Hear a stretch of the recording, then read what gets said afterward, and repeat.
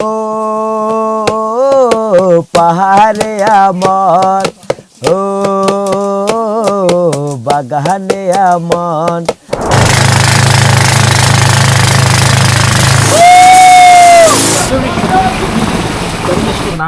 এ ফুতু ইকান টান দিও।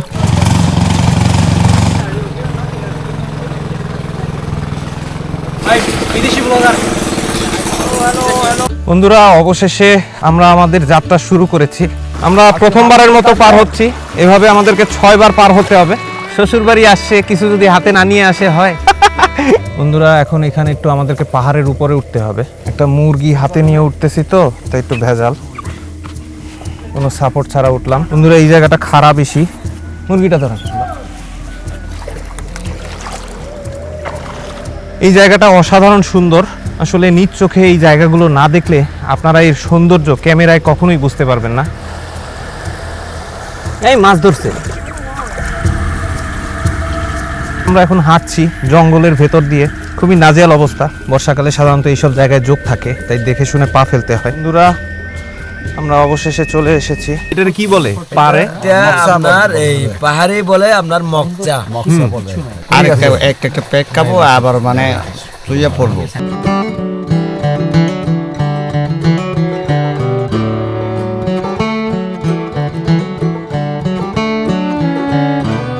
সকাল সকাল উঠি এখানকার পুরুষরা লেগে পড়েছে কাঠ কাটার কাজে, তো মহিলারা লেগে পড়েছে ধোয়া পাল্লার কাজে।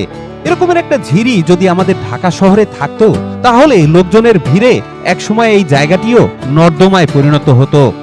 আসলে মানুষ যে জায়গায় যায় সেই জায়গায় প্রকৃতির শুধুমাত্র ক্ষতি করে চলে।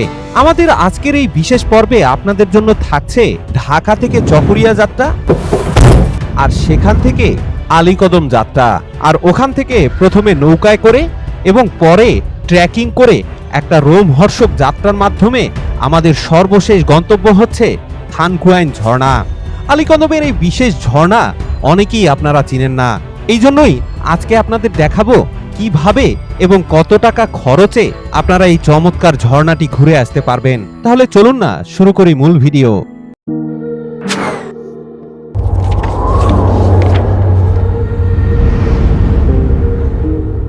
বন্ধুরা, আমরা বাস স্ট্যান্ডে চলে এসেছি। আজকে আমরা সেন্ট মার্টিন পরিবহনে করে চলে যাব সরাসরি চকরিয়া, ওখান থেকে আমরা চলে যাব বান্দরবনে। তাহলে চলুন যাত্রা শুরু করি। আমরা এখন গাড়িতে উঠছি।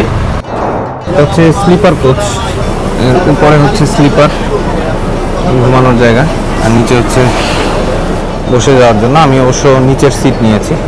আর উপরে উঠতে হলে এই যে এখানে পা দিয়ে উপরে উঠতে হয়। আপার ডেকটা পুরোটাই স্লিপার। এটা হচ্ছে 2 সিট, 2 জন শোয়ার জন্য। অবশেষে আমরা কল্যাণপুর থেকে যাত্রা শুরু করেছি। এখানে যাত্রাপথে আরও অনেক জায়গা থেকে যাত্রী নিবে। পান্থপথে কিছু যাত্রী নিবে, আর সর্বশেষ আরামবাগ থেকে কিছু যাত্রী নিবে। এবারে বান্দরবন যাত্রায় আমাদের গন্তব্য একটু ভিন্ন দিকে। আমরা গতানুগতিক বান্দরবন দেখব না, আমরা একটু গহীনে প্রবেশ করব এবং আমাদের মূল উদ্দেশ্য হচ্ছে থানকুয়াইন ঝর্ণা, যেটি যাওয়ার জন্য আমাদেরকে আলীকদম হয়ে পাহাড়ি গিরিখাদের ভেতর দিয়ে ট্রলারে করে যেতে হবে। এই যাত্রাটা মোটামুটি অ্যাডভেঞ্চারাস, এই কারণেই আমাদেরকে ভিন্ন পথে বান্দরবন যেতে হচ্ছে। কারণ হলো বান্দরবন থেকে সরাসরি আলীকদম যেতে দেয় না, কারণ ওদিক থেকে থানচি যাওয়া বর্তমানে সম্পূর্ণরূপে নিষিদ্ধ। বিশেষ করে কুকি চীনের ঝামেলার পর থেকেই বাংলাদেশ সরকার থানচি ভ্রমণে নিষেধাজ্ঞা দিয়ে দিয়েছে, যার কারণে আলীকদম যেতে হলে আপনাদেরকে চকরিয়া হয়েই যেতে হবে। এই গাড়িতে করে আমার ভাড়া পড়লো 1400 টাকা, আর আপার ডেকের ভাড়া হচ্ছে মোটামুটি 18 থেকে 2000 টাকা। সুতরাং আজকে রাতের মতো একটু ঘুমিয়ে নেই, কালকে সকালে উঠে আবার আপনাদের সাথে দেখা হচ্ছে। শুভ সকাল বন্ধুরা, আমরা অবশেষে লোহাগাড়া পর্যন্ত এসেছি। অবশেষে সকালের মিষ্টি আলো ফুটতে শুরু করেছে, আর আমরা প্রায় চকরিয়ার কাছাকাছি চলে এসেছি। আর কক্সবাজারের এই রাস্তায় ঢুকতেই ধীরে ধীরে আমাদের চোখে পড়তে শুরু করলো ছোট ছোট পাহাড়, আর তার পাশাপাশি চমৎকার বন। মূলত কক্সবাজারের এই অঞ্চলটা পাহাড়ি এবং বুনো এলাকা।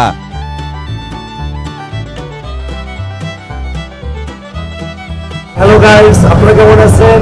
সবাই ভালো থাকবেন। সেন্ট মার্টিন শহর পরিবহনের জন্য সবাই দোয়া করবেন। বন্ধুরা, আমাদের বাস রাতে দুটো যাত্রা বিরতি দিয়েছে, একটা ছিল কুমিল্লাতে আর একটা এই লোহাগাড়া এসে দিয়েছে, আর মাঝখানে ফজরের নামাজের জন্য একটা যাত্রা বিরতি দিয়েছিল। আমরা আল্লাহর রহমতে নামাজ পড়ে নিয়েছি। এখন আমরা প্রায় চকরিয়ার কাছাকাছি, আর অল্প কিছুক্ষণের মধ্যে আমরা ইনশাআল্লাহ পৌঁছে যাব। ড্রাইভার সাহেব খুবই ভালো মানুষ, ওনার উদ্যোগে কিন্তু ফজরের নামাজটা আমাদের খুব আরামে পড়া হলো। বন্ধুরা, ওভারঅল সবার সার্ভিস খুব ভালো ছিল। আমরা যখন যেটা চেয়েছি ওনারা সব কিছু পূরণ করেছে। আসলে সেন্ট মার্টিন পরিবহনে আসার মজাটা একটু আলাদা। বন্ধুরা, আমরা রওনা দিয়েছিলাম প্রায় 11:30টার সময়, আর এসে পৌঁছালাম এখন বাজে প্রায় 7:30। আমরা এখন চকরিয়া বাজারে চলে এসেছি। অবশ্য আলীকদম বাস স্ট্যান্ডে নামবো, যার কারণে আর একটু সামনে যেতে হবে। ওখানে নতুন একটা বাস স্ট্যান্ড রয়েছে, আমরা ওই বাস স্ট্যান্ডে নামবো। বন্ধুরা, অবশেষে আমরা চলে এসেছি। এখানেই হচ্ছে পুরনো বাস স্ট্যান্ড। আমরা এখন নেমে যাচ্ছি। ভাই তাহলে ভালো থাকবেন। আসসালামু আলাইকুম। বন্ধুরা, অবশেষে আমরা চকরিয়া বাস স্ট্যান্ডে চলে এসেছি। এখান থেকে আমরা সমস্ত টিমমেটরা একত্রিত হব। চকরিয়াতে একটি জিপ গাড়ি স্ট্যান্ড রয়েছে, এটিতে চেপে আপনারা সরাসরি আলীকদম যেতে পারবেন। গাড়ি করতে হবে, গাড়ি না থাকলে আমারও সমস্যা আছে, আর গাড়ি যাতে কোনো সমস্যা নেই, সমস্যা আছে গাড়িও যাতে বলে নেই। ওটা আমি দেখবো। কোন গাড়ি? এইটাই গাড়ি। এটা? আচ্ছা, ঠিক আছে। ভাই কতক্ষণ লাগবে যেতে? 1 ঘন্টা লাগবে। অবশেষে আমরা চকরিয়া নতুন বাস স্ট্যান্ড থেকে রওনা দিলাম। এখান থেকে যেতে আমাদের 1 ঘন্টা সময় লাগবে। চকরিয়াতে মূলত দুইটি বাস স্ট্যান্ড রয়েছে, একটি হচ্ছে পুরনো বাস স্ট্যান্ড আর আরেকটি হলো এই নতুন বাস স্ট্যান্ড। মূলত এই বাস স্ট্যান্ড থেকে বান্দরবন এবং কক্সবাজারের গাড়ি বেশিরভাগ ছেড়ে যায়, আর পুরনো বাস স্ট্যান্ড থেকে বেশিরভাগ গাড়ি ঢাকা এবং চট্টগ্রাম রুটে ছেড়ে যায়। যেহেতু আমরা বান্দরবনের রুটে যাচ্ছি, তাই আমাদেরকে এই নতুন বাস স্ট্যান্ডে নামতে হলো। কয়টা চেকপোস্ট পার হতে হবে? আলীগঞ্জে দুইটা না? আইডি কার্ড দিতে হবে না? বর্তমানে আমরা ঢাকা কক্সবাজার হাইওয়ে দিয়ে ছুটে চলছি। এখান দিয়ে আর অল্প কিছু দূর যাওয়ার পরে আমাদেরকে হাতের বাঁ দিকে ঢুকে যেতে হবে।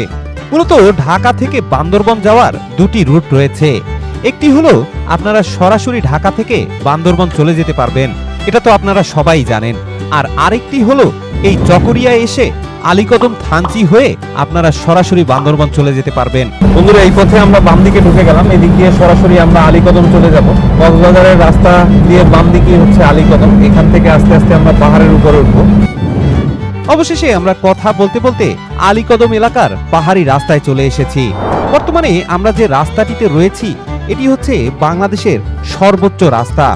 এই রাস্তা ধরে আপনারা সরাসরি চলে গেলে একেবারে ডিম পাহাড়ে ওঠার পরে আপনারা দেখতে পাবেন এর সর্বোচ্চ পিক, যার উচ্চতা প্রায় 3200 ফুট।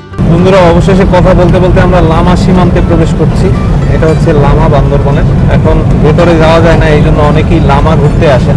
এখানে মিরিঙ্গা ভ্যালি সহ অনেকগুলো নতুন নতুন টুরিস্ট স্পট তৈরি হয়েছে। মূলত বান্দরবনের সমস্ত আকর্ষণীয় টুরিস্ট স্পট বর্তমানে বন্ধ রয়েছে।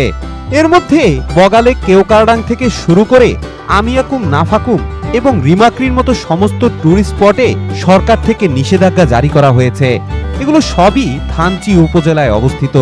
এই তো কদিন আগেও কুকিচিনের ঝামেলার কারণে এই অঞ্চলগুলো সম্পূর্ণরূপে বন্ধ রয়েছে। এখানে আর্মি খুব কড়াকড়ি আরোপ করে রেখেছে, যার কারণে কোনো টুরিস্টই আর ভেতরে প্রবেশ করতে পারে না। তাই আমরাও আর ওই রুটে যাব না। তবে এর আগে আলীকদম উপজেলা পর্যন্ত কিন্তু সমস্ত টুরিস্টই আসতে পারেন। এমনকি আপনারা বান্দরবন থেকে আসলেও ওই নীলগিরি পর্যন্ত এসেই আপনাদের যাত্রা বিরতি দিতে হবে। এরপরে আর থানচি রুটের চেকপোস্ট আপনারা পার হতে পারবেন না। আবার এই চকরিয়া রুট দিয়ে গেলে আলীকদম পর্যন্ত গিয়েই আপনাদেরকে বিরতি দিতে হবে। এরপরে আর আর্মি চেকপোস্ট আপনারা পার হতে পারবেন না। মোট কথা, কুকিচিনের এলাকাগুলোতে কোনো টুরিস্টই এখন আর ভ্রমণ করতে পারে না। একমাত্র কারণ হলো নিরাপত্তাজনিত ইস্যু। মূলত এই কারণেই চকরিয়া দিয়ে এভাবে আমাদের এই যাত্রা। দেখেন সামনে একটা বানর হাঁটতেছে। এই জায়গাগুলো হচ্ছে আসলে বন্য প্রাণীর অভয়ারণ্য। বাম পাশে দেখেন আমরা পাহাড়ের উপরে রয়েছি। বন্ধুরা, এই দিকের রাস্তা কিন্তু অনেক সুন্দর। মূলত পার্বত্য চট্টগ্রাম অঞ্চলের যেমন আপনারা সাজেকে যান, ওখানে রাস্তা কিন্তু অনেকটা খাড়া, কিন্তু এই রাস্তার উচ্চতা সাজেকের চেয়ে অনেক বেশি। কিন্তু এখানকার রাস্তা অনেকটা লেভেল, মানে খুব ধীরে ধীরে উপরে ওঠে বলে এটা বোঝা যায় না যে আমরা কত উপরে আছি। এখানকার রাস্তা প্রায় 3000 ফিটের উপরে, যেটা আপনারা ডিম পার হলে দেখতে পাবেন। কিন্তু সমস্যা হচ্ছে এখন আর্মি রেস্ট্রিকশন করে দিয়েছে এবং ওই কুকিচিনের সমস্যার কারণে ওই ডিম পাহাড়ে যেতে দেওয়া হয় না, তাই আমরা এবার শুধু আলীকদমই ঘুরবো। যেমনটা দেখতে পাচ্ছেন আমরা বিশাল পাহাড়ের উপরে চলে এসেছি। বন্ধুরা এখানে একটা চেকিং ছিল, আমরা একটা আর্মি চেকপোস্ট পার হচ্ছি, এটা ছিল আমাদের প্রথম চেকিং। বন্ধুরা আমরা মিরিঞ্জা ভ্যালি চলে এসেছি। বর্তমানে বান্দরবনের ভেতরে যাওয়া যায় না বলে এই মিরিঞ্জা ভ্যালিতে অনেকেই বেড়াতে আসেন। আমরা অবশ্যই মিরিঞ্জা ভ্যালি বেড়াবো না, আমরা আজকে বান্দরবনের ভেতরে ঢুকবো ইনশাআল্লাহ। যে দূরে যে পাহাড় দেখতে পাচ্ছেন এটাই হচ্ছে মিরিঞ্জা ভ্যালি, ওখানে উপরে হোটেল তৈরি করা হয়েছে, ওখানে অনেক টুরিস্ট এসে থাকে। ওইটা হচ্ছে মূলত মিরিঞ্জা ভ্যালির টপ চূড়া। অনেকে এখন বান্দরবনের ভেতরে ঢুকতে পারে না বলে এই মিরিঞ্জা ভ্যালি বেরিয়ে তারপরে আবার চলে যান ঢাকায়। আসলে পাহাড়ে গাড়ি খুব সাবধানে চালাতে হয়, কারণ ওই সাইড দিয়ে যে গাড়ি আসে সেটা দেখা যায় না, এই কারণে সবসময় নিয়ন্ত্রণ রেখে গাড়ি চালাতে হয়। এখানে একটা হিল টপ রেস্টুরেন্ট করা হয়েছে, আপনারা আসলে বসে খাওয়া দাওয়া করতে পারবেন। এখানে আরো একটি বিখ্যাত চূড়া রয়েছে, আর সেটা হলো মারায়ংতং চূড়া। এই জায়গাগুলো রিসেন্টলি খুবই বিখ্যাত হয়েছে। এর কারণ হচ্ছে অনেকেই বান্দরবনের গহীনে প্রবেশ করতে পারেন না, সেই তুলনায় এই সব পাহাড়ের চূড়ায় যে কোনো পর্যটকই অতি সহজে আরোহণ করতে পারেন। পাহাড়ি রাস্তাগুলো এক লেনের হওয়ার কারণে যখনই একটা ট্রাক এসে পড়ে তখন এই তার ধীর গতির কারণে আমাদের খুবই সমস্যা হয়, কারণ জিপ গাড়ি অনেক জোরে চলে কিন্তু ট্রাক কিন্তু খুব ধীর গতিতে চলে। অনেক কষ্টে আমরা সাইড নিলাম, এই ট্রাকগুলো চলতেই থাকে, সাইড দেয় না সাধারণত। আর এই সোজা রাস্তা ধরে আমরা চলে যাবো আলীকদমে, বাম দিক দিয়ে লামা যাওয়া যায়। মূলত এই মিরিঞ্জা ভ্যালিটা লামাতেই অবস্থিত। বন্ধুরা বর্তমানে অনেক মানুষ লামা বেড়াতে আসে। এখানে দুটো নতুন পয়েন্ট হয়েছে, একটা হচ্ছে সুখিয়া ভ্যালি আর একটা হচ্ছে মিরিঞ্জা ভ্যালি। মিরিঞ্জা ভ্যালিটা এখান থেকেই দেখা যায়, তবে সুখিয়া ভ্যালিটা দেখার জন্য আপনাদেরকে একটু লামার ভেতরে প্রবেশ করতে হবে। বর্তমানে আমরা পাহাড় থেকে নেমে অনেকটা সমতলে চলে এসেছি। আমরা এখন মাতামোহরী নদী পার হচ্ছি, পাহাড়ের বুক চিরে বয়ে চলা একটা নদী। বন্ধুরা আমরা আর একটা আর্মি ক্যাম্প পার হয়ে আসলাম। মূলত মারায়ংতং পাহাড় পার হওয়ার পরে আর একটা আর্মি ক্যাম্প পার হতে হয় এই আলীকদমে প্রবেশ করার জন্য, আর যারা লামা আসবেন তাদেরকে শুধুমাত্র একটা আর্মি ক্যাম্প পার করতে হয়। অবশেষে অনেক চড়াই উতরাই পার হয়ে এই রোদের আলো ছায়ার খেলা দেখতে দেখতে আমরা কিন্তু আলীকদমের কাছাকাছি চলে এসেছি।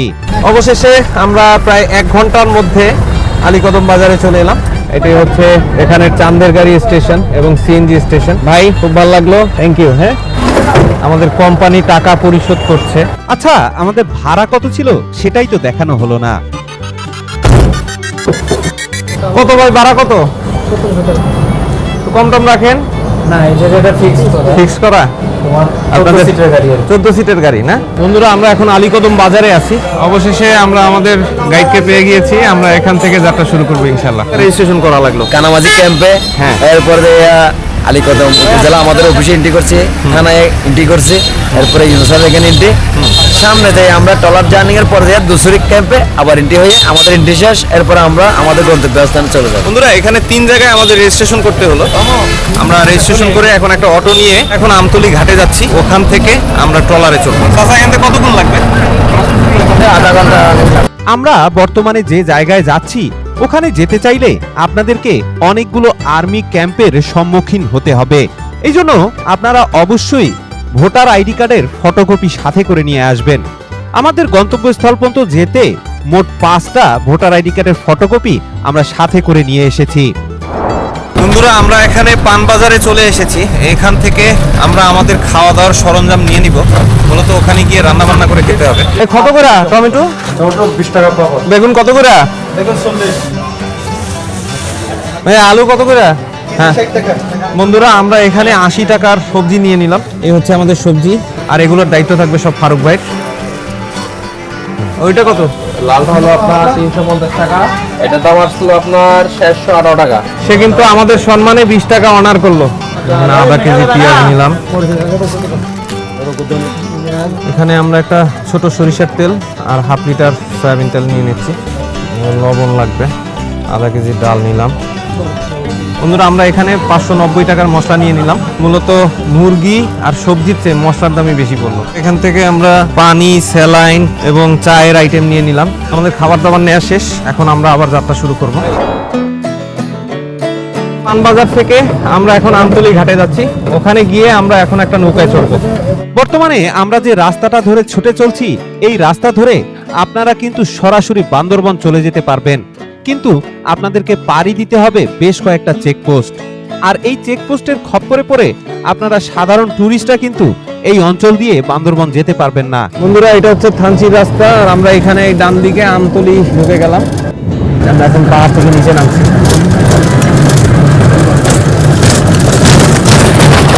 এই এলাকার মানুষজন যাই খায় সবকিছু ন্যাচারাল ফ্রেশ। আমরা কিন্তু ঢাকা শহরে এরকম ফ্রেশ খাবার দাবার পাই না। আমরা আমতলি ঘাট চলে এসেছি, এখানেও অনেক জনবসতি রয়েছে, চমৎকার পাহাড়ি পরিবেশ। দেখেন এখানে চমৎকার ছোট ছোট দোকান রয়েছে, আর এটাই হচ্ছে সিএনজি স্ট্যান্ড।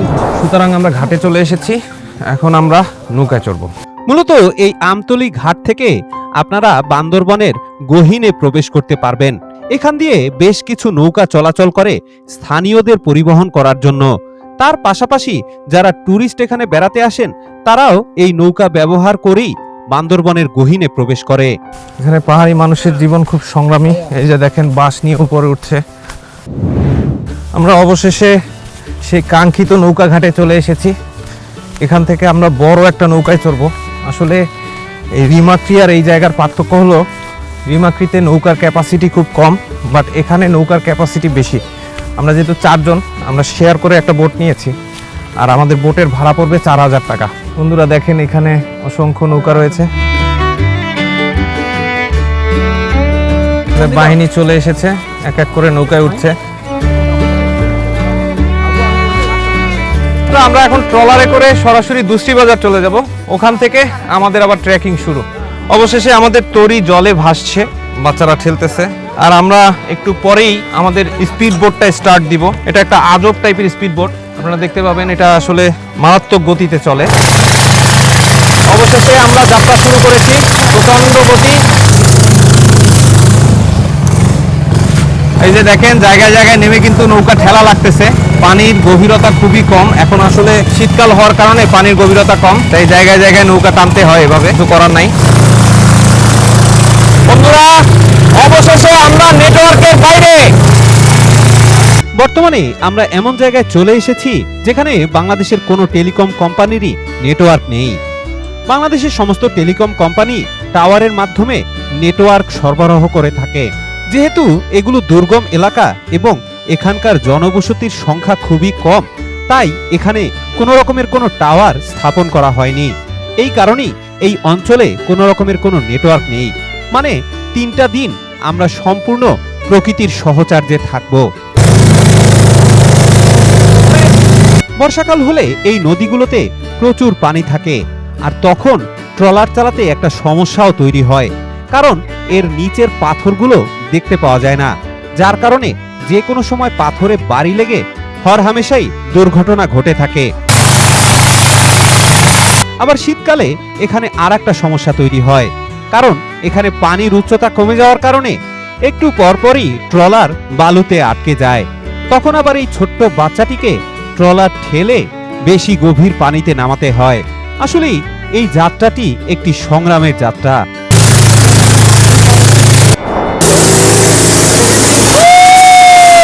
আসলে এই পথে যাত্রা যে কতটা রোমাঞ্চকর তা আপনারা নিজে না আসলে কখনোই বুঝতে পারবেন না। এখানকার এই পাথুরে নদী সত্যিই অসাধারণ, আর মাঝে মাঝে পাহাড়ের ভাঁজগুলো যেন আপনাদের মনে শিহরণ তৈরি করবে।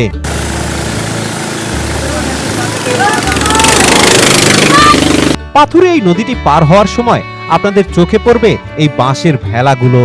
এই পথে আমরা প্রায় আধা ঘন্টা ধরে এই নদীতে চলছি, আর ধীরে ধীরে এই পথ কিন্তু সরু হয়ে আসছে। মূলত এদিকে পাহাড়ের গভীরে যতটাই আপনারা যাবেন, নদী ধীরে ধীরে সরু হয়ে আসবে। এই কারণেই একটা নির্দিষ্ট দূরত্বের পরে ট্রলার আর চলতে পারে না। বন্ধুরা, এখানে আমরা একটু পানিতে নেমেছি ঠান্ডা শীতল স্পর্শ পাওয়ার জন্য। এদিকে আবার হাঁস আছে, এই যে দেখেন এখানে একটা বড় হাঁস হাঁটতেছে।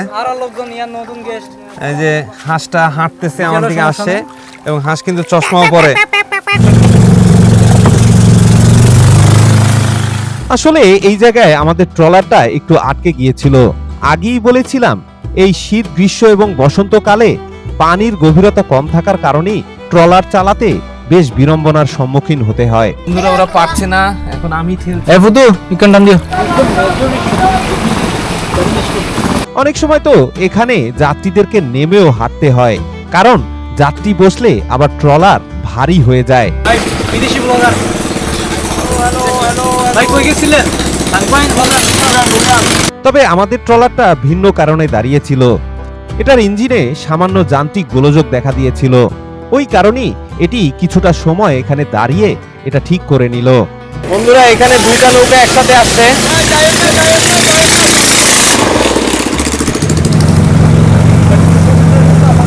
বর্তমানে আমরা যে পাহাড়ি বাঁকটা পার হচ্ছি, এখান দিয়ে দুইটা নৌকা একসাথে পার হতে পারে না, যার কারণে আমাদেরকে দাঁড়িয়ে অন্য নৌকাগুলোকে সাইড দিতে হলো। এখানে আমরা যতই ভেতরে প্রবেশ করছি, ততই ভয়ানক পাথুরে নদীর রাস্তা আমাদের চোখে পড়তে শুরু করলো। এ যেন রীতিমতো সংগ্রাম করে ছুটে চলা।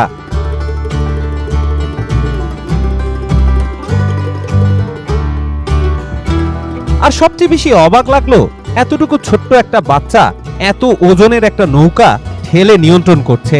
সত্যি মানুষ এই বয়সী কতটা অসহায় হলে এই ধরনের কাজে লিপ্ত হতে পারে।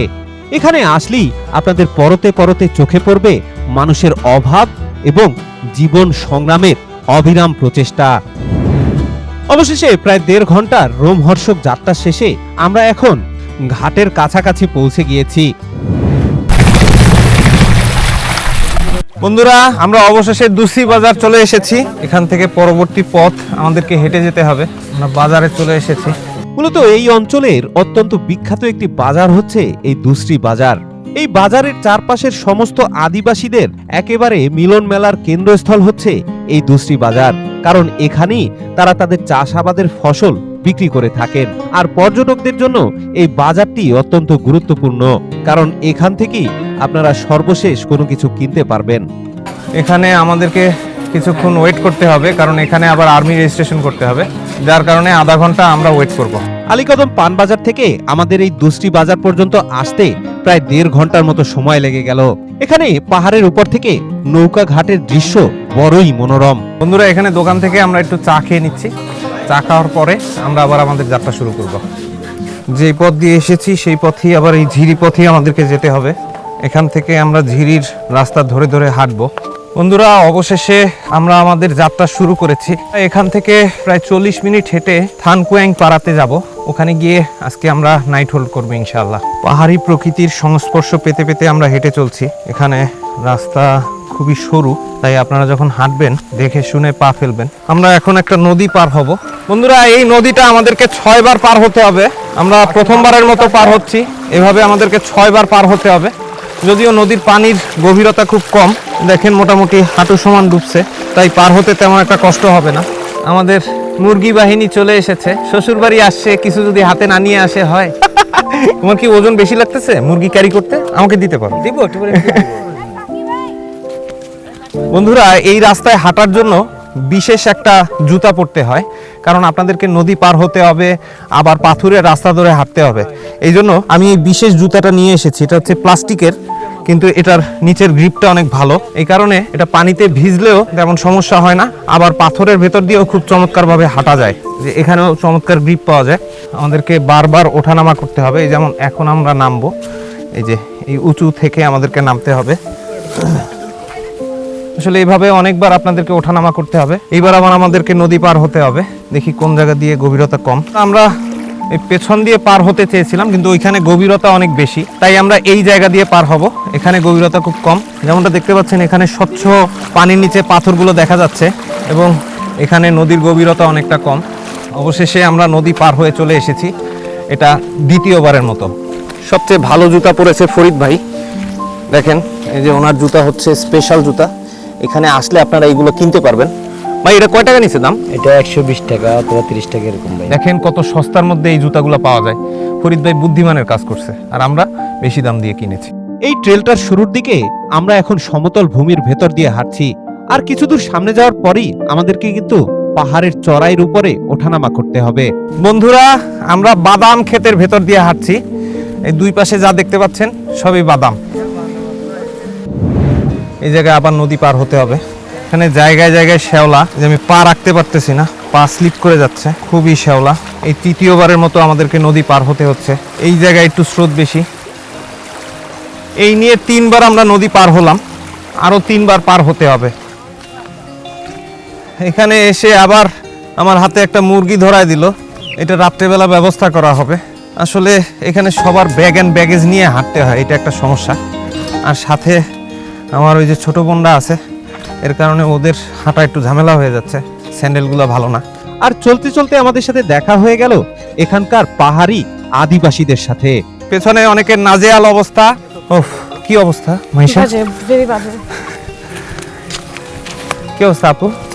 আলহামদুলিল্লাহ। পানিতে পড়ার এক্সপিরিয়েন্সটা কেমন ছিল? পানিতে পড়াতে যে লাফাই গেছে পাথরের মধ্যে। পাহাড়ি যোদ্ধারা যাচ্ছে। আমরা এখন পাহাড়ের গহীন অরণ্যের ভেতরে ঢুকে পড়েছি। এখানে চমৎকার গাছপালা, বর্ষাকালে সাধারণত এইসব জায়গায় জোক থাকে, তাই দেখে শুনে পা ফেলতে হয়। এখন অবশ্য জোকের কোনো ভয় নেই, খুবই নাজেহাল অবস্থা। এখানে আমরা আস্তে আস্তে একটা স্কুলের মাঠে চলে এসেছি। এখানে অলরেডি ক্রিকেট স্ট্যাম্প রেডি করা আছে। এই পাহাড়ে খুব দ্রুত কিন্তু সন্ধ্যা নেমে আসে, কারণ সূর্য খুব দ্রুত আড়ালে চলে যায়। যে আমাদের নেপাল অভিযাত্রী যাচ্ছে। এখানে আমরা একটা মাচার উপরে এসেছি, এখানে কিছুক্ষণ রেস্ট নিব। আমাদের মুরগি দেখেছি, দেখেন অপূর্ব দৃশ্য।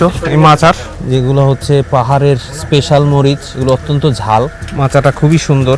আসলে এখানে রেস্ট নেওয়ার জায়গাগুলোর দৃশ্য দেখলে আপনাদের পিলে চমকে যাবে, এবং এখান থেকে আপনাদেরকে দৃশ্যটা একটু দেখাই। অপূর্ব দৃশ্য। এখানে 10টা মিনিট রেস্ট নিয়ে আমরা আবার হাঁটা শুরু করলাম। অবশেষে আমরা একটা বিশাল বাঁশঝাড়ের নিচে এসেছি। আসলে এই জায়গায় আসলে পরতে পরতে আপনারা প্রকৃতির অপরূপ দৃশ্য উপভোগ করতে পারবেন, যেটা বাংলাদেশের আর কোথাও গেলে আপনারা পাবেন না। এখানকার নদীর এই নীল জলরাশি দেখে আপনাদের কাছে মনে হবে আপনারা ফিলিপাইন কিংবা থাইল্যান্ডের কোনো নদীর পাশে রয়েছেন। বন্ধুরা, এখন এখানে একটু আমাদেরকে পাহাড়ের উপরে উঠতে হবে। আমরা একটু কষ্ট করে পাহাড়ের উপরে উঠছি। আসলে আল্লাহর রহমতে আমার ওঠার অভ্যাস রয়েছে, তাই তেমন একটা কষ্ট হচ্ছে না। একটা মুরগি হাতে নিয়ে উঠতেছি তো, তাই একটু ভেজাল। কোনো সাপোর্ট ছাড়া উঠলাম, উপরে চলে এসেছি।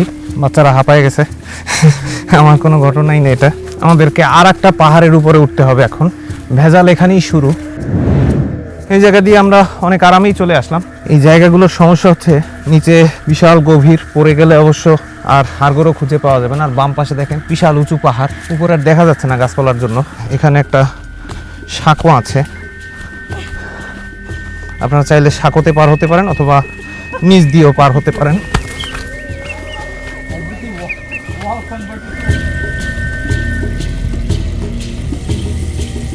দেখেন এখানে অনেকগুলো বাঁশ ভিজিয়ে রেখেছে। ফারুক ভাই বুলেটের গতিতে চলে যাচ্ছে আর আমরা ধীর পায়ে নামছি। বন্ধুরা, এই জায়গাটা খারাপ বেশি। মুরগিটা ধরেন। বন্ধুরা, অবশেষে আমরা নেমে এসেছি। এখান দিয়ে বাঁশ পারাপার করা হচ্ছে। এখন পর্যন্ত আমরা সর্বমোট 3বার নদী পার হয়েছি, আর এটি নিয়ে আমাদের 4র্থ বার। তবে নদীর এই অংশে এসে আমরা সবচেয়ে বেশি স্রোত অনুভব করছি। তার পাশাপাশি এখানকার পাথরগুলো মারাত্মক রকমের পিচ্ছিল। এখানে যে কতটা স্রোত তা এখানকার ভেসে যাওয়া কাঠ দেখেই আপনারা অনুভব করতে পারছেন। আর আমাদের সাথে সাথে কিছু আদিবাসীরাও নদী পার হচ্ছেন।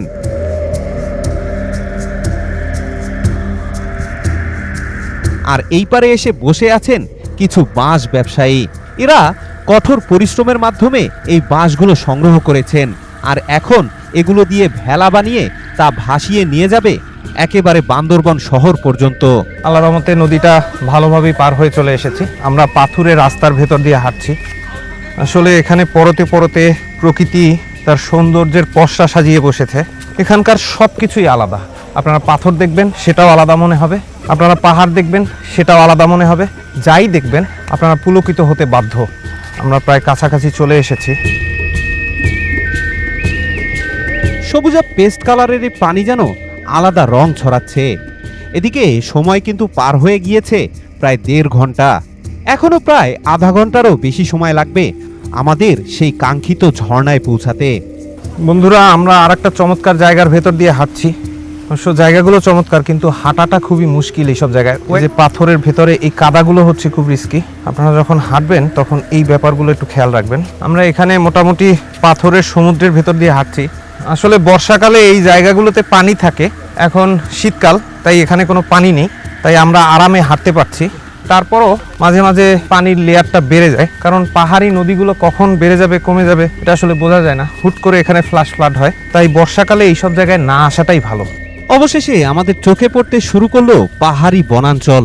এখানের বনের পথগুলো এতই রোমাঞ্চকর যে রাতের বেলা আপনারা যদি এখানে একা চলাফেরা করেন তাহলে ভয়ে আপনাদের গা শিউরে উঠবে। তবে এই বনাঞ্চলে কিন্তু সাধারণত কোনো মানুষজন থাকে না, তারা এই ধরনের জুম ঘরগুলোতে থাকে। আর এখানকার আদিবাসীদের উপস্থিতি আমাদেরকে বলে দিচ্ছে আমরা কিন্তু লোকালয়ের ভেতরে চলে এসেছি। High high high high high high high high high. বন্ধুরা, সরি টু সে, আমাদেরকে আরো একটা নদী পার হতে হবে। এই মাছ ধরছে।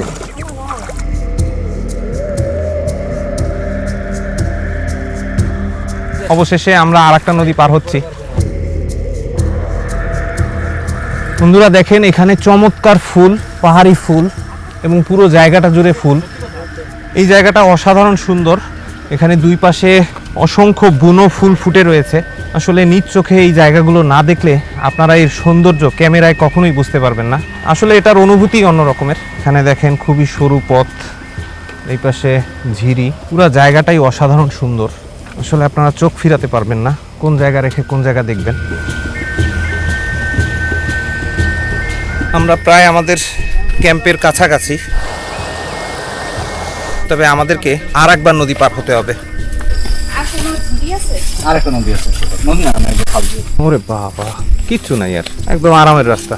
এরপর সামনে একটা রিক্সা আছে, আমরা রিক্সায় চড়বো সামনে গিয়ে। হ্যাঁ, রিক্সা। বন্ধুরা, এই ছেলেটা আমাদেরকে চলে আসছি বলতে বলতে প্রায় 1 ঘন্টা ধরে হাঁটাচ্ছে, কিন্তু আমরা কিন্তু গন্তব্যে পৌঁছাতে পারতেছি না। আসলে এই জায়গাটা অসাধারণ, আপনারা যেদিকে তাকাবেন সেদিকেই অপূর্ব দৃশ্য দেখতে পাবেন। বন্ধুরা, আমরা অবশেষে চলে এসেছি। এখানে আর একটা ঝিরি রয়েছে, আমাদেরকে লাস্ট এই নদীটা পার হতে হবে। ও বাবা, এখানে তো অনেক পিছলা।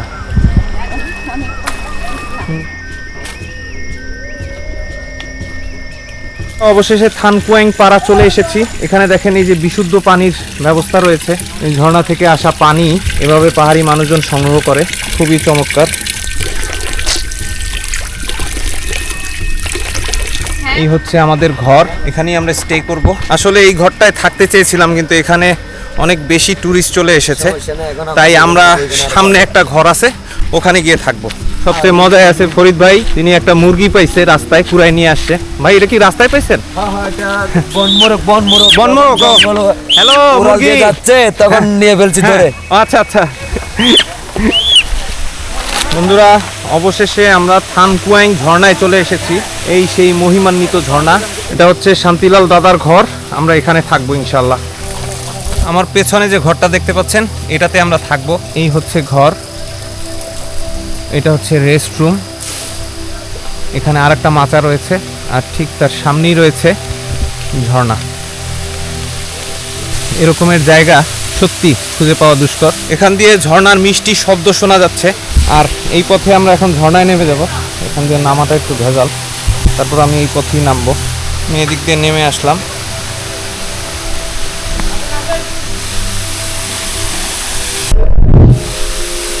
আমরা এখন ঝর্ণায় নেমেছি। বড় ঝর্ণার পাশে এখানে ছোট্ট একটা ঝিরি আছে। অবশেষে সেই বহুল কাঙ্ক্ষিত থানকুয়াং ঝর্ণা।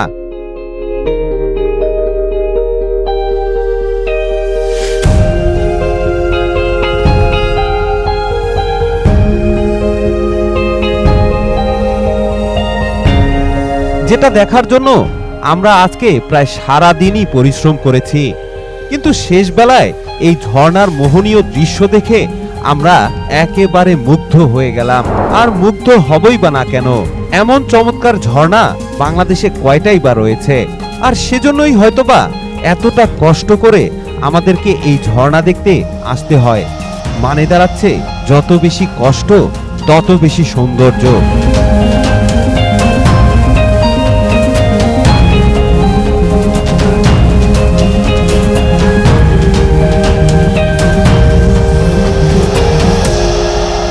বন্ধুরা, আমরা জুম ঘরে আছি, রান্না চলছে। হচ্ছে আমাদের ঘর, এই হচ্ছে বেডিং, আর এখানে তনিম একটা ছোট্ট প্যান্ট পরে বসে আছে। আমাদের রান্না হয়ে গিয়েছে। আমি একটা ডিম পেয়েছি, সরি এটা আলু, আমি ভাবছিলাম ডিম এবং মাংস এবং সাথে অসাধারণ বেগুন ভর্তা। বিসমিল্লাহির রহমানির রহিম। খুবই টেস্ট হয়েছে। আসলে এটা আমাদের দুপুরের খাবার, রাতের খাবার আবার খাবার। কি অবস্থা, খাবার কেমন হয়েছে? একটু ঝাল বাট মজা। বলি ঝাল। আমি এমনি বলছি যে বলা পাই না দেখছি। আচ্ছা আপু, অনেক ইয়ামি কারণ বিকজ উই আর হাংরি। দাদা কেমন আছেন? ভালো ভালো। ওকে আজকে রাতের চা পার্টিটা কেমন চলতেছে? চা চা চা খুব- হ্যাঁ ঠিক আছে না? সবাই চা খাচ্ছে এখানে। আর একটা প্যাক খাবো আবার মানে শুয়ে পড়বো। আচ্ছা আচ্ছা আচ্ছা আচ্ছা, এটা কি বলে পারে? আপনার এই এটা এখানেই বানায় না? এখানে বানায় না, তাহলে এই ঘরে না অন্য কেউ হোক পাহাড়িরা তৈরি করে এই মকচা পাওয়া যায়। এই চা হচ্ছে মকচা, মকচা। তবে পাহাড়িরা তৈরি করে, অন্য কেউ তৈরি করবে না, যারা কারিগর জানে পাহাড়িদের ভিতরে এইগুলো জিনিসটা তৈরি করতে পারে, এটার নাম হচ্ছে মকচা। মকচা। হ্যাঁ মকচা। খুব সুস্বাদু না খেতে? হ্যাঁ। দাদা আর এক কাপ খাবে না? আর এক কাপ, আর এক কাপ। না আমি এটা খাই না। আমার নাম শান্তিলাল। আজকে রাতটা শান্তিলাল দাদার সাথে এবং আপনার নাম রত্ন সেন। দুই দাদার সাথে চমৎকার একটা রাত কাটাচ্ছি আমরা। রত্ন সেন। রত্ন সেন। ধন্যবাদ। দাদা হ্যাঁ দাদা, মাইন্ড করবেন না না কোনো মাইন্ড নেই আমাদের যে মূল গোড়া, হ্যাঁ যে এক পুরুষ থেকে কিন্তু আসছে। আজ থেকে 7000 বছর আগে আমাদের যে পূর্ব পিতা ছিল, ওনার নাম হচ্ছে ইয়াফেস। নূহ আলাইহিস সালাম যে ছিল, নূহুর ছেলে ইয়াফেস, তার সবার বংশধর আমরা সবাই। সর্বতমঙ্গল রাধে বিনোদিনী রায়, বৃন্দাবনের বংশীধারী ঠাকুর কানাই। ও পাহাড়ে আমার, ও বাগানে আমার ভিডিও করে তুই আর ভাই। দাদা যেটা বললো সেটা হচ্ছে আমরা এখন থেকে ভাই। আমার বাড়ি কাপড়ে কাপ্তাই কিন্তু আমি গেছি, বিলাইছড়ি পর্যন্ত গেছি। বিলাসির উপরে নাম বিলাইছড়ির উপরে পাগুয়া, ও ওটার পরে। এখানে কবে আসছেন? 2 সপ্তাহ হবে আর কি। 2 সপ্তাহ হবে এখানে আসেন। বেড়াতে আসছেন নাকি এমনি? এখানে তো মনে করো আমি বিয়ে করছি। ও আচ্ছা আচ্ছা আচ্ছা, ইনি হচ্ছে আপনার মামু শ্বশুর। আচ্ছা, আর এ হচ্ছে আপনার শাশুড়ি, আপন না? আচ্ছা, আপনার বউ কই? আমার বড় টেকনাবে টেকনাফে। ও এখানেই থাকে। পেগে মেঘে মেঘে মেঘমত তল তোলে, মপারাঙ্গার যদু মাগে তারা লগে লগে। 30 টাকা কেজি মাছ বাবু বলে খাবে গো, জল দিয়ে বেশি করিস না, 8টা বাজে দেরি করিস না। বিরং বিরং ঘরের হরান তরে নদিলে, এই মধু কই কই আরে বিশি কাওয়াইলা, হেই মধু কই কই আরে বিশি কাওয়াইলা, হর হরনে ভালোবাসার দাম নদিলা, আবার হন্দশন পাই ভালোবাসার দাম নদিলা। শুভ সকাল বন্ধুরা, আমরা এখন আমাদের বাড়ি থেকে একটু বের হয়েছি সকালে আগুন পোয়ানোর জন্য। এখানে আগুন জ্বালানো হয়েছে। জি ভাই, কেমন আছেন আপনারা? এখন আপনাদের গন্তব্য কোথায়, কই যাবেন? তারপরে কক্সবাজার যাওয়া হবে আমাদের। এত দুর্গম জায়গায় আসার পরেও আমরা বুঝতে পারলাম এখানে কিন্তু আমরা একা নই। আসলে এখানে টুকটাক মোটামুটি পর্যটক এসে থাকেন। ঘুম থেকে উঠেই আমরা আমাদের জুম ঘরের পাশে একটু ঘুরে বেড়াচ্ছি। যদিও এখানে সব ধরনের সুযোগ সুবিধা নেই, তারপরও এরকমের একটা জায়গায় বাড়ি থাকলে কিন্তু মন্দ হতো না। সারা রাত্র আমরা এই জুম ঘরের পাশে দাঁড়িয়ে রাতের আকাশের তারা দেখেছি। আসলে এই জায়গা দিয়ে মিল্কি ওয়েও দেখা যায়, তবে সেটা মাসের একটা নির্দিষ্ট দিনে। বন্ধুরা, সারা রাত্র এই ছাগলগুলো শীতে কষ্ট করেছে, ঠিক আমাদের মতোই। রাতের বেলা অনেক কষ্ট হয়েছে আমাদের। এটা ছিল আমাদের বেডিং। শীতে রাতে অনেক কষ্ট হয়েছে। এর কারণ হচ্ছে এখানে দরজা খোলা, প্রচুর বাতাস এসেছে, এদিকেও খোলা, দুই সাইডে খোলা থাকার কারণে প্রচুর শীত পড়েছে। তারপরও আলহামদুলিল্লাহ খুব ভালোভাবেই আমরা ঘুমিয়েছি। এগুলো আমাদের মশলাপাতি, এগুলো রেডি করা হচ্ছে খাবারের জন্য। এদিকে আমাদের মহামূল্যবান ফারুক ভাই আমাদের সকালের নাস্তা রেডি করছে। ভাই আমরা সকালে কি খাবো? সকালে হবে ডিম ভাজি, খিচুড়ি, টমেটো সালাদ। দিদি ভালো ঘুমাইছে তো? এখানে আমাদের খিচুড়ি রান্না চলছে।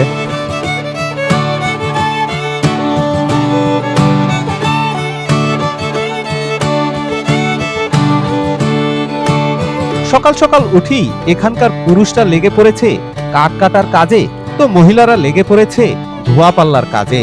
আর এখানে একটা মজার ব্যাপার হচ্ছে, অভিনব কায়দায় একটা পাইপলাইনের মাধ্যমে তারা সরাসরি ঝর্ণা থেকে এখানে পানি নিয়ে আসে এবং এই পানি তারা সারাদিন গৃহস্থলীর কাজে ব্যবহার করে থাকে। তবে একটা সমস্যা অবশ্য হয়, রাতের বেলা এই পানির শব্দে ঘুমোতে যাওয়া খুবই দুষ্কর। বন্ধুরা এখানে দুটো মাচাং ঘর রয়েছে থাকার জন্য। এখানে আর একটা গ্রুপ এসেছে, ওরা থেকেছিল, আর আমরা এই যে এই ঘরটাতে থেকেছিলাম। মূলত এই জুম ঘরগুলো বাঁশের স্ট্রাকচারের উপরে উঁচু করে তৈরি করা। পাহাড়ের সমস্ত বাড়িঘরই কিন্তু এইভাবেই তৈরি করা হয়। আর এ সকল অঞ্চলে আসলে আপনারা প্রচুর পরিমাণে শূকর দেখতে পাবেন। বন্ধুরা এখানে একটা চমৎকার দোলনা রয়েছে, আপনারা চাইলে এখানে এসে দোলও খেতে পারেন। দেখুন এই মাচা বাড়িগুলোর পাশে চমৎকার একটা দোলনা বানানো রয়েছে, অসাধারণ একটা পরিবেশ। এই পাশে ঝিরি, এই পাশে থাকার জায়গা। যেহেতু এখনো রান্না বান্না হতে প্রায় আধা ঘন্টারও বেশি সময় লাগবে, তাই চলুন না আপনাদেরকে একটু ঝিরিটা ঘুরিয়ে দেখাই। এখানে ঝর্ণা যেমন আকর্ষণীয় একটি দেখার জায়গা, ঠিক তেমনি ঝিরিটাও কিন্তু খুব একটা কম যায় না। এটার সৌন্দর্য অপূর্ব। বন্ধুরা আমরা ঝিরিতে এসেছি, এখানে আমরা সারা রাত ধরে আড্ডা দিয়েছিলাম। চমৎকার বাঁশ রাখা রয়েছে, আর এই ঝিরির পরিবেশটা খুবই সুন্দর। এরকমের একটা ঝিরি যদি আমাদের ঢাকা শহরে থাকতো, তাহলে লোকজনের ভিড়ে একসময় এই জায়গাটিও নর্দমায় পরিণত হতো। আসলে মানুষ যে জায়গায় যায় সেই জায়গায় প্রকৃতির শুধুমাত্র ক্ষতি করে চলে। আর প্রকৃতিকে যদি আপনি তার মতো থাকতে দেন, তাহলে কিন্তু সে ঠিকই তাকে নিজের রূপে সজ্জিত করে। এই জন্যই তো বান্দরবনের গহীনের এই ঝিরি আপনাকে মুগ্ধ করবে। এখানে পানির রং এতটাই মোহনীয় যে আপনার কাছে মনে হবে এটা বাংলাদেশের কোনো জায়গা নয়, নিশ্চয়ই এটা নিউজিল্যান্ড কিংবা ফিলিপাইনের কোনো জায়গা। কিন্তু আশ্চর্য হলেও সত্য, এটা আমাদের বাংলাদেশের বান্দরবনেই অবস্থিত। মূলত পার্শ্ববর্তী দেশ ভারতেও এরকমের অনেক মোহনীয় জায়গা দেখা যায়, কিন্তু ওইসব জায়গার যোগাযোগ ব্যবস্থা অনেক ভালো। সেই তুলনায় আমাদের দেশের যোগাযোগ ব্যবস্থা খারাপ হওয়ার কারণে এরকমের সুন্দর জায়গাগুলোতে খুব বেশি একটা মানুষ আসতে পারে না।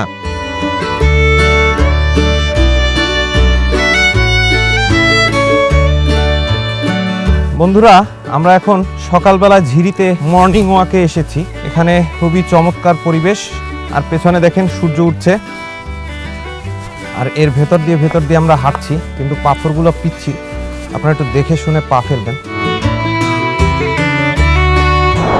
মূলত আপনারা যে ঝিরিটা দেখতে পাচ্ছেন, এটি কিন্তু ছোট্ট একটি প্রবাহ থেকে শুরু হয়েছে, অর্থাৎ একটা নালার মতো প্রবাহ। এই জন্যই সামনে যতটা দেখতে পাচ্ছেন, আস্তে আস্তে কিন্তু এই নদীটা সরু হয়ে যাচ্ছে। আর ওই যে সামনে পাহাড়টা দেখতে পাচ্ছেন, ওটিই হচ্ছে রুংরাং পাহাড়। এরপরে কৃস্তং, এরপরে রয়েছে আরো 4টা ঝর্ণা। ইনশাল্লাহ এক এক করে আমরা সবগুলো ঝর্ণায় যাব, তবে এবারে নয়, আমরা ওগুলো বর্ষাকালে এক্সপ্লোর করব।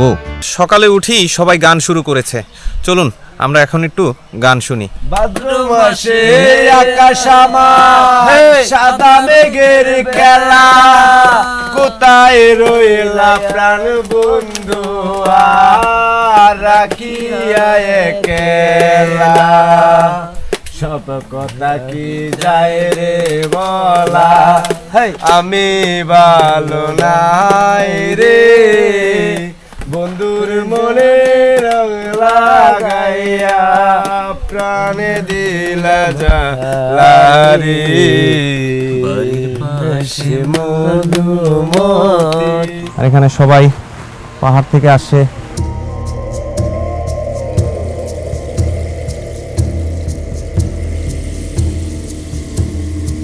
বন্ধুরা এগুলো হচ্ছে পাহাড়ি হলুদ, এগুলা এখানকার পাহাড়ি জন্মায় এবং খুবই ভালো কোয়ালিটির। এখানে যেসব উপজাতিরা থাকে ওনারা এই হলুদের চাষ করে। এই পাহাড়ে একটা মজার ব্যাপার হচ্ছে এখানে যারা উপজাতি থাকে তারা কিন্তু 100% নেচার ডিপেন্ডেন্ট, কোনো কিছু তারা বাইরে থেকে কিনে না।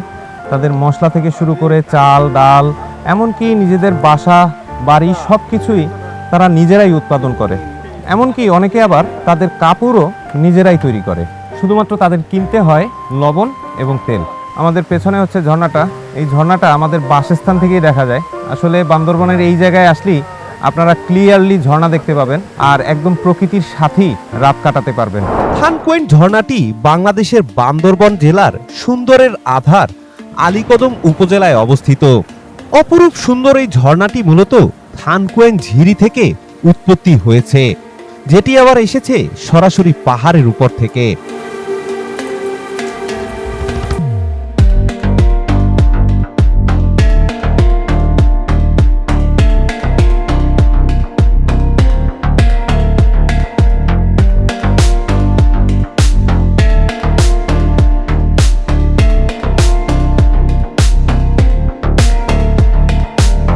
ঝর্ণার উপর থেকে যত পানি আপনারা প্রবাহমান দেখছেন তা সবই গিয়ে পতিত হয় এই টোয়াইন খালে গিয়ে। এই পথ ধরে আপনারা আরো সামনে চলতে থাকলে দেখতে পাবেন আরো দুটো বিখ্যাত ঝর্ণা। এগুলো হলো যথাক্রমে পালংখিয়াং এবং জামরুম লাদনেরাক। এছাড়াও এই পথে আপনারা দুটো সুউচ্চ পাহাড়ও দেখতে পাবেন। এগুলো হচ্ছে যথাক্রমে রুংরাং এবং ক্রিস্তং। আমরা অবশ্য ওগুলো দেখতে যাব না।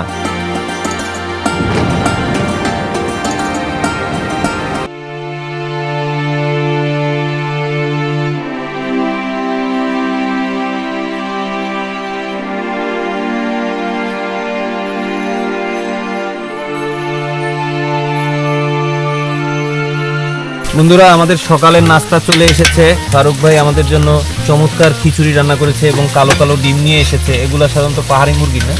হ্যাঁ, পাহাড়ি এই জন্য কালো হয়ে গেছে না? আসলে তিনি এই ডিমগুলা এত বেশি ভাবছে যে পুড়ে গেছে। এখানে গতকালকে কিছু তাজা মাংস আছে, এগুলো আপনারা খেতে পারেন। পেটে সমস্যা হলে কর্তৃপক্ষ দায়ী নয়। সমস্যা হবে ভাই? হবে না, কারণ হচ্ছে ওনারা সুন্দরভাবে জাল দিয়ে রেখেছে এবং শীতের দিন খুবই ভালো ছিল। বন্ধুরা, আমরা খিচুড়ি খাচ্ছি, সাথে ডিম রয়েছে, টমেটোর সালাদ রয়েছে, এই যে সাথে চমৎকার মুরগির ঝোল রয়েছে, দেশি মুরগির ঝোল। এটা আসলে খুবই মজা। বিসমিল্লাহির রহমানির রহিম।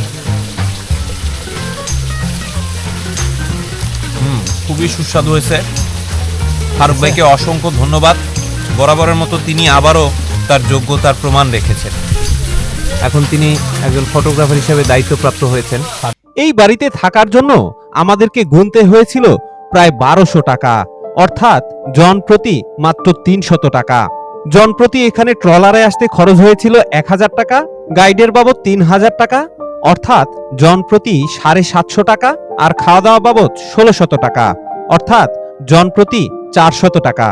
আর ঢাকা থেকে স্লিপার বাসে আসা যাওয়া সহ আমাদের মোট খরচ হয়েছিল 6500 টাকা। আর আপনারা যদি নন এসি বাসে করে আসেন সেক্ষেত্রে খরচ হবে মাত্র 5500 টাকা। সুতরাং এই ছিল আমাদের থানকুয়েন ঝর্ণা এবং পাড়া সমাচার।